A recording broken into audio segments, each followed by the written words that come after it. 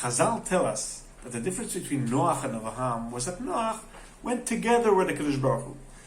Whatever HaKadosh Baruch Hu said, he did. Eta Elohim hitalech Noach. Avraham Avinu was an innovator. He was a leader. Hitalech lefanai v'yetanim. HaKadosh Baruch Hu says to him, go in front of me. And these differences are not only differences in Avodas Hashem, there are also personality differences in a way. Noach built an ark. We can say, in other words, he was a man who was an ark. Closed.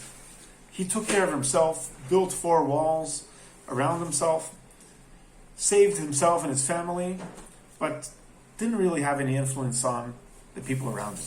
Avraham Avinu, his tent is not only a symbol, it's his personality. His tent was open in 4 directions because that's who he was. He was an open person. He dealt with everything that went on in his generation. He had rhetoric. He knew how to deal with all the philosophies and theologies of his generation. He knew how to create connections with people. Any person who walked in immediately created a connection with him. Amazing. Avram megayer et anashim, Sarah et anashim. Great openness. Man of the open tent, Avraham Avinu. Now, there are people who educate their children or their families like Noach. We close up. We don't want to be influenced by any bad influences from outside. We don't want any strange winds coming in through our windows. We close up, and that's the way we educate ourselves behind walls, in the ark. And there are those who educate openly. We have to know how to deal with the complex world that's around us. We have to be open to the new things that are new every day. We have to be open to everything, and also be influenced in a way, and have influence. Like Avraham Avinu. Now, at first it's very easy to identify, in my mind, with Avraham Avinu's way.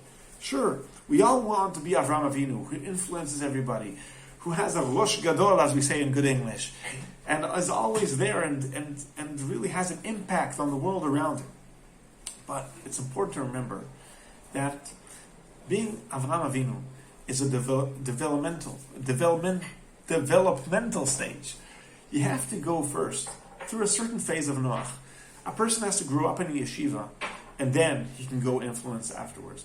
He has to grow up with a strong, solid education, and then you can bring in the complexity. A person who grows up at the beginning, like Avraham Avinu, with everything's an option, everything's open, everything can come in, ends up mixed up.